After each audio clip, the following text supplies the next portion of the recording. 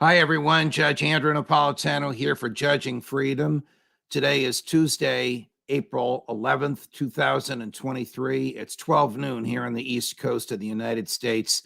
Larry Johnson joins us today. Larry, I've been very anxious to speak with you. As soon as I read about these classified intel documents, some of which were released a week ago today, some of which, I say released, posted on the internet, some of which were posted on Good Friday. This show was dark on Good Friday, all of which appear to be authentic. I'll ask you in a moment if, in your view, they are authentic, and all of which appear to pertain to what the government knows or what some analysts want the government to know about the readiness of Ukraine to fight and its military stability and strength vis-a-vis the Russians.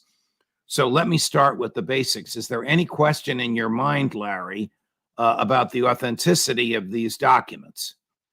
No, they're 100% authentic in my view.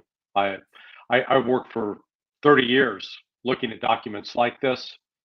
So this notion that these are fabrications, that's nonsense.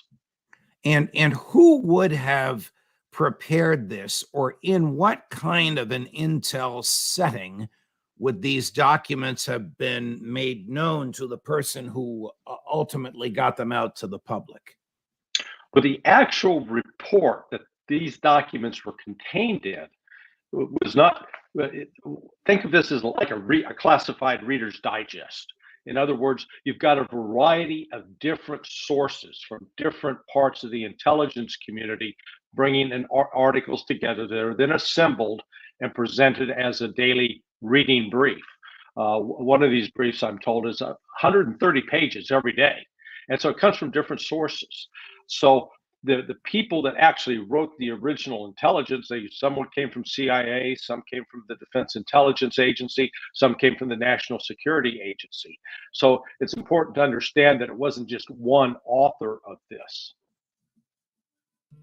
And was this more or less in a PowerPoint presentation made in some federal facility? I think you call it a SCIF. You can tell us what that is in a minute. In the presence of numerous people, each of whom were either looking up at the PowerPoint or saw it on their desktops. I mean, for what reason was this Reader's Digest thing prepared other than to inform persons entitled or required to receive it of what was in there? Well, it's part of the function of the intelligence analyst to produce a daily report that top policymakers can read. But also the people who are producing it can read it. So it's not like it's only the generals are going to see it. You'll have lots of captains and majors, even lieutenants, as long as they have the top secret clearance. The key in this process is this was top secret information, which means no possibility that in foreigner of this.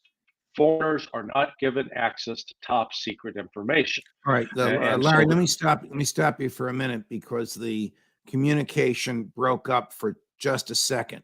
Tell us what top secret no foreign is. Well, top secret by definition is no foreign. No foreign is a designator attached to secret documents, sometimes to confidential documents. That means not for foreigners. So if you're not a U.S. citizen and you don't have clearances, you don't get to read it. No matter who you are, even if you're the foreign minister of Great Britain, even if you're the Secretary General of NATO, you're not American. You can't see this. Correct. So that the United States will not share top secret material. We wouldn't share it with Boris Johnson when he was prime minister in the UK. So it's top secret tells you right away that this comes from a U.S. citizen, because there's no other possible way except if a foreign government had a spy inside the U.S. intelligence community, U.S. national security community, that accessed this document and then turned it over to a foreign government. That's the only way. Are these documents available for anybody to see now? One of our writers writes that these documents are everywhere. that the originals are out there everywhere. So what did you see and where did you see it? And if anybody wants to look at them, where can they go to see them? Yeah, that's simply not true. I keep hearing about this trove of documents that's on the internet. I've seen about 10. So that 10, in my view, is not a trove. The media is reporting that there are 53 pages out there. They're not all in one place, that's for sure. But it has been a limited release. But what is out there and what I have seen, it certainly appears valid, genuine. It doesn't necessarily mean that the information contained in it is accurate. Remember, it's also a snapshot in time. Most of this Okay. information is from February 28th or March 1st. So it's not, you got to think of this as just one snapshot. It doesn't provide you a full view of what has gone on since then. Okay, as I understand the documents, there are several revelations, none of which will surprise you, because this is what you look at for a living, but much of which will surprise the American public. First, that American defense officials have not always been truthful. Second, that American defense officials believe that Ukraine's air defenses will be reduced to near zero by the end of next month. Third, the kill ratio is 7-1, meaning the Russians kill 7 Ukraine soldiers for every 1 the Ukrainians kill of Russians. By the way, if that is accurate, do the math. How much longer can Ukraine possibly last? A 7-1 kill ratio is a slaughter, isn't it, Larry? Yeah. It's a war of attrition, and Ukraine doesn't have the manpower to sustain it. Yeah, what these documents that have been released shows is that there is a big discrepancy between what officials like Milley and Austin say in public and what is actually being said in classified briefings. As an example, the casualty figures you note, it does show that there's a much higher Ukrainian casualty than Russian casualty level. You also note that some of the information is in terms of the ability of Ukraine to sustain operations, particularly the collapse of their air defense system, the lack of artillery shells. That's all in the briefings. And yet Milley and Austin insist, oh yeah, Ukraine's doing great. They're going to march on to victory. So they're it's not even putting lipstick on a pig. It's just making something up. Here's Secretary of Defense Lloyd Austin testifying under oath, Larry. So I want your comments on this before the Senate Foreign Relations Committee. The questioner is Mississippi Senator Roger Wicker. Take a listen. With regard to your optimism about Ukraine having the upper hand, that is what you told me yesterday. It is. Now, Ukrainians have inflicted significant casualties on the Russians, and they have depleted their inventory of armored vehicles in a way that no one would have ever imagined. And so now we see Russia reaching for T-54s and T-55 tanks because of the level of damage that the Ukrainians have inflicted on them. And we have, in the meantime, been... And reaching for those tanks demonstrates what to you, sir? It demonstrates that their capability is waning. And we've continued to witness them be challenged with artillery munitions and other things, and they're reaching out to Iran, they're reaching out to North Korea. I think, we'll see an increase in the fighting in the spring as conditions for maneuver improve. Do you believe there's a real chance for significant Ukrainian advancements between now and the beginning of winter? I believe there's a chance, and we're doing everything that we can do to ensure that they have their best opportunity to be successful, Senator. Your comments on Secretary Austin's candor and intellectual honesty, if any. No intellectual honesty, and he's lying. That's the simplest way to put it. Larry, I wouldn't have expected anything sharper or anything less sharp or crisp from you, but please go ahead. Well, it's just when you look at what's in these documents, the documents are saying as of 1 March that Ukraine does not have enough artillery to even fire 1,500 shells a day, while the Russians are firing 20,000. And the documents make clear that the ability of the United States and Europe to provide adequate supplies is not there. So, that's what he's seeing it. His aides are seeing it. He should know that. As far as the depletion of armor, that's the problem with Ukraine, not Russia.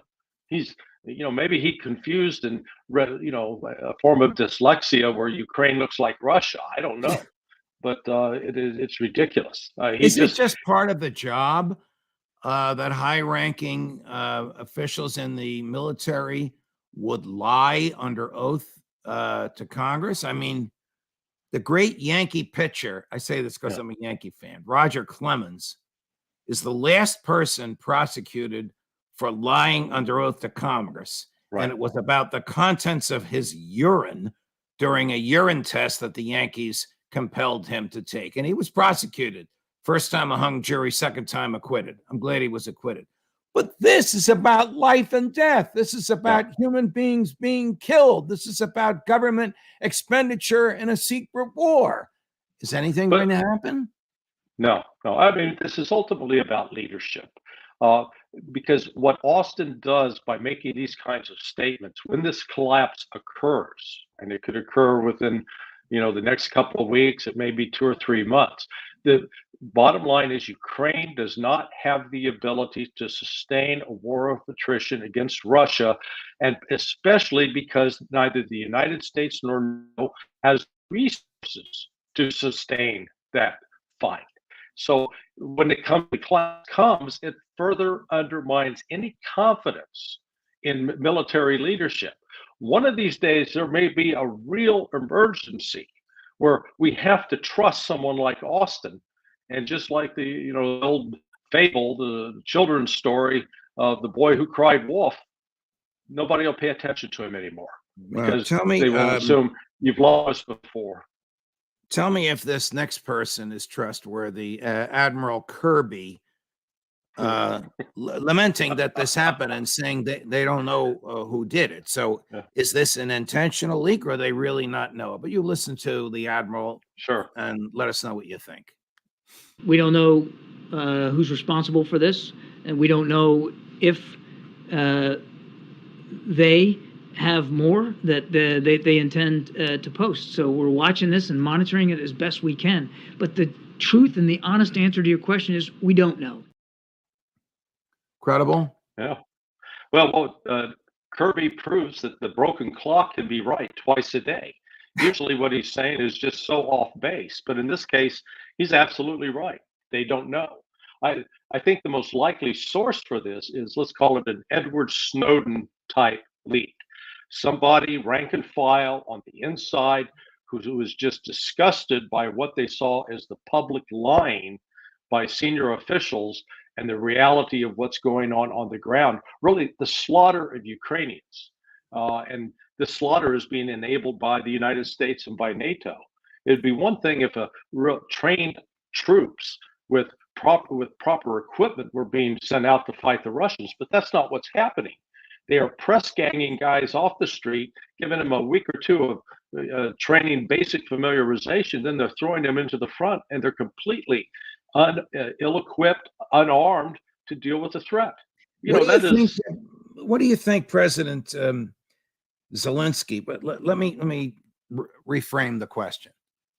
Colonel McGregor tells us, I suspect you agree, that the commander-in-chief of the Ukraine military forces, I think General Zhuzhnov, I may not have the name right, is a credible Zaluzhny, the one that did the interview for The Economist magazine with Zelensky sitting there like a bump on a log next to him, that this general is credible and is well respected in the military community of generals, Russian and Western. What do you think their goal is if they're taking boys and old men off the street, training them for a week or two, and then putting them into the slaughter? I mean, this can't last. No, it can't. And you have to wonder at what point will these officers, let's say, reach a breaking point. But, candidly, Judge, we've seen sort of the same disgraceful military leadership here in the United States. You didn't have a single senior officer, for example, during the start of the war in Iraq in 2003, stand up and resign and say, wait, this is wrong. Well, I'm not going to go along with this. There is a habit of these senior officers when they get to the top that they don't want to jeopardize what they see as their retirement or their reputation, at least within polite society. So this is nothing that's just unique to Ukraine. We've seen it actually across the board. And these gentlemen, they have enough experience. They're not without knowledge, and yet just the fact that they are continuing to pour young men. It's not just young men; it's middle-aged guys, and it's guys in their 60s that are being sent to the front without the full complement of training and equipment to be effective. Well, you're sending people poorly trained, inadequately trained, barely trained to the front. You have a 7-to-1 kill ratio, which is somewhere between a turkey shoot and a slaughter. Anybody can do the math, but here's the man responsible for that. Now, there's a translation of President Zelensky. It sounds like it's done by a computer. I could be wrong. It's a little tough to hear, so we're going to play it for you twice. But here's President Zelensky on what his goal is. The world should know respect and order will return to international relations only when the Ukrainian flag returns to Crimea, when there is freedom there, just like everywhere else in Ukraine. The world should know respect and order will return to international relations only when the Ukrainian flag returns to Crimea, when there is freedom there, just like everywhere else in Ukraine. Only when the Ukrainian flag returns to Crimea. Now, that is a military impossibility, not improbability, impossibility. Is it Correct. not? Yeah. No, Russia will not give up Crimea because of its historical roots. The real irony here, Zelensky ran on a platform to get elected of seeking peace with Russia with respect to the Donbass. I mean, that was his promise, that he was going to do a complete turnaround. And once he was in office, boy, you talk about an about face. He did a complete 180 degree. And as far as we know, unlike Richard Nixon during Vietnam, there is no back channel communication between Moscow, Kyiv, and Washington because the Americans won't permit it.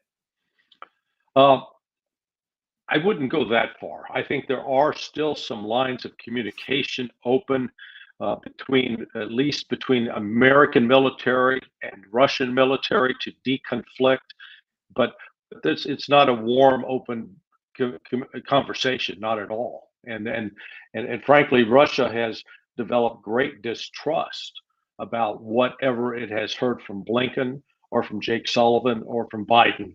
So there's that lack of trust and confidence. In fact, it's not just with Russia. You're seeing it from China as well. The United States has completely alienated itself in the diplomatic front. One of the takeaways from these documents is the effectiveness of the American intelligence community. The documents purport to show that the U.S. knows Russian military plans before they're executed and can inform Ukrainian military of this. So if the U.S. knows when and where the Russians are going to strike and can tell the Ukrainian military, and the Ukrainians are still getting the you-know-what kicked out of them. Yeah. How much longer is this going to last? Surely whatever the U.S. knows, Putin knows that they know. Am I right? Yeah. The world we live in with what the intelligence, surveillance, reconnaissance platforms, not just airplanes, satellites, balloons, drones, makes it virtually impossible to hide troop movements, to hide gathering formations of vehicles. It's not like in World War II, you could create a fake army with General Patton and some inflatable tanks and artillery pieces. You can't do that anymore simply because of the robust nature of the ISR capabilities on both sides, both Russian, NATO. When NATO, I'm referencing Ukraine because Ukraine is a de facto war with NATO. I suppose the next step is the FBI will find some person that they will use technology to trace all of this back to, and that person will be prosecuted and sentenced to 20, 30, 40 years in jail. And then maybe a President Trump or a future president, whoever it might be, will commute the sentence or pardon the person. Right. People get punished for revealing the truth. They don't get rewarded in this country. Well, and whoever took these documents took care to try to at least hide their tracks, because these documents had to be printed off in what's called a sensitive compartmented information facility, a SCIF. And in that SCIF, you only handle top secret material. So you can't take a camera in there and start taking photographs of documents on the table. You're not allowed to take any kind of communications Well, then device. how would you physically get that data out of the SCIF? You fold it up and you can put it into a bag. I've worked in SCIFs where you're allowed to take in backpacks. So you can put it into a backpack. Was your backpack inspected when you arrived and when you left? No, never. And I'm talking about 23 years. So you could go doing into that. you could go. How big is a SCIF? Is it the size of a closet or is it the size No, of a football field? It varies according to the particular joint operations center. But at least it would be a large enough room to accommodate, say, 20 to 25 people, and then you'd have one or two printers there. So the document would be printed off, and the pretext for printing it off is that, hey, the boss wants to see the pages, so you're going to print it off and take it out to the boss. And you could, that could be done, and then once you get it out there, you go to the bathroom, fold it up, put it in your clothes, walk out. There are a variety of ways. You can put it in what's called a burn bag. Everyday documents that you're going to use, just toss them in a burn bag. They're not shredded at that point. The bag's taken out, taken to a facility where those documents are supposed to be shredded and destroyed. So there are a variety of ways that this could have gotten out of that SCIF. But what we know for sure, because of the nature of the documents, they were in a SCIF somewhere, whether it was at a civilian intelligence organization like the CIA or a military intelligence organization like DIA, or at a military command, the European command over in Stuttgart, Germany. It could be a variety, and that's what the investigators from both the Pentagon and the Department of Justice are going to be trying to run down. Larry Johnson, always a pleasure, my dear friend. Thank you so much for joining us. Thanks, Judge. If you like what you just saw and heard, Larry, of course, joins us every week. Like and subscribe. More as we get it. Judge Napolitano for Judging Freedom.